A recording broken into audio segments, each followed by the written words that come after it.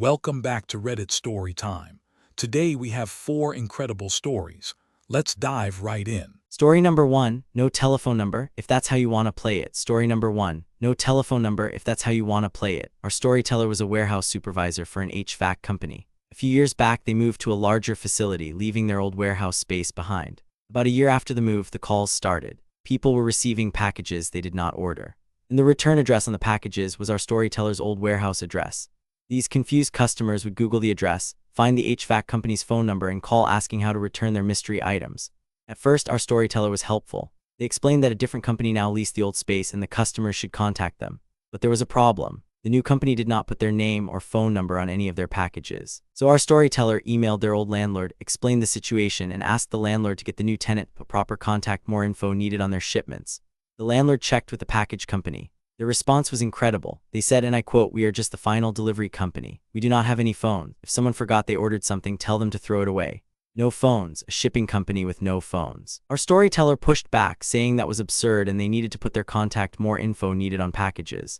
The landlord's response was essentially, "They say they do not have phones. Ask Google to remove your company history from that address." Okay, so that is how they want to play it. For the next 3 years, every single time a confused customer called about a mystery package, our storyteller politely explained the situation and then gave them the old landlord's personal cell phone number.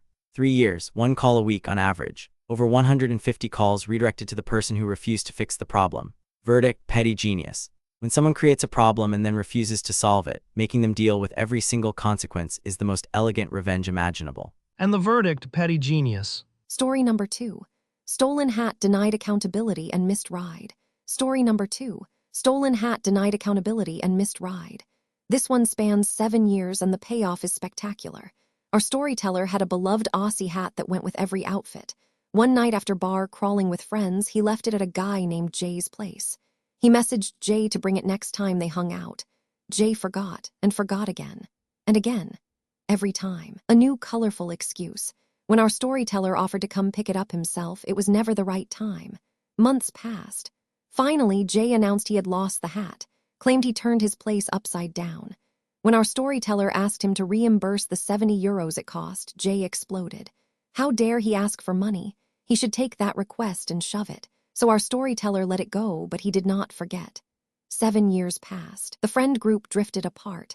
Then a reunion was planned, a week-long hangout in another city. Jay, who had lost his license to a DUI, needed a ride. He asked in the group chat if he could tag along with our storyteller. The response was, "Sure, your fee for the trip is €103.50. Jay was furious. He argued about the pricing, so our storyteller itemized it. Gas money, tolls, stolen hat, denied accountability for years. It adds up. The whole group chat erupted laughing. Jay refused to pay, demanded to be picked up, and threatened consequences. So on the day of the trip, our storyteller and another friend simply drove off without him. 45 minutes into the drive, Jay realized he had been left behind. He raged in the group chat, cycled through every stage of grief, and finally, desperately, transferred the full amount. Our storyteller sent back €15 for the gas portion, saying he was refunding the trip since he did not feel like coming back.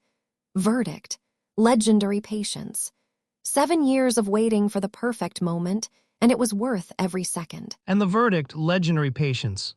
Story number 3, revenge against a toxic coworker, the cushion incident. Story number 3, revenge against a toxic coworker. Our storyteller works at a large facility alongside a supervisor named Alice. Alice is by all accounts a nightmare, overbearing, toxic, self-centered. She makes up rules that benefit herself and enforces them on everyone else. She has been particularly hostile to our storyteller ever since they were promoted to supervisor 4 months ago. Recently, something interesting happened. Alice publicly announced she could not perform a particular job for medical reasons. This job involves customer safety and is actually easier on the person doing it, but whatever. The next day, she was suddenly doing the job again. And the day after that, our storyteller noticed she was using a special seat cushion. No mention was made to anyone about any accommodation. Then on Alice's day off, our storyteller noticed the cushion sitting in a corner of a public area. Curiosity got the better of them, so they looked up the brand on Amazon. It was a cushion designed for hemorrhoids and tailbone issues. How appropriate for pain in the ass. Now here is the revenge. Since neither Alice nor anyone else had officially mentioned that this cushion belonged to a coworker, our storyteller innocently assumed it was lost property left behind by a customer. During closing rounds, they dutifully turned it into Lost and Found, a facility that processes hundreds of lost items per day. The cushion is almost certainly gone forever, lost in the abyss of unclaimed property, and our storyteller is eagerly awaiting Alice's return to work and the return of her pain in the ass. Verdict: devilish. Technically following every rule while delivering maximum discomfort, Alice created a hostile environment for months. A missing cushion is the most karmic possible consequence. And the verdict: devilish. Story number 4. The gummy bears are mine. Story number 4. The gummy bears are mine. This one takes place over 15 years ago, right after the 2008 financial crisis. Our storyteller was in college, living in a cramped apartment with 3 roommates. Money was tight for everyone, especially food. The problem was one roommate, who we will call H. H had a habit of eating other people's food. When confronted, he admitted it, but genuinely did not see the problem. The other roommates told him he could have some of their food if he just asked first. But H never asked, and there was a clear pattern. A salad, untouched, some chicken wings. A few went missing. A cake, completely gone. The better the food, the more likely it was to vanish. Coming home, exhausted from evening classes, looking forward to a homemade meal from Grandma, only to find the container empty. That was a regular occurrence. Then the roommates discovered something beautiful. A popular gummy bear brand had just released sugar-free versions, and the internet was full of reviews warning that while they tasted great, eating a whole bag or more would give you explosive, uncontrollable diarrhea.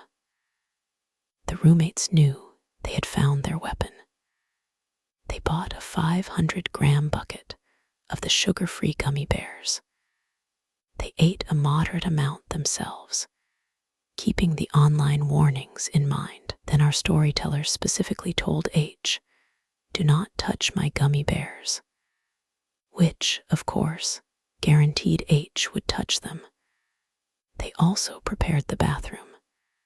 They lifted the toilet seat, wrapped the entire toilet in clear plastic wrap, and put the seat back down. A trap within a trap. Within hours, all the gummy bears were gone.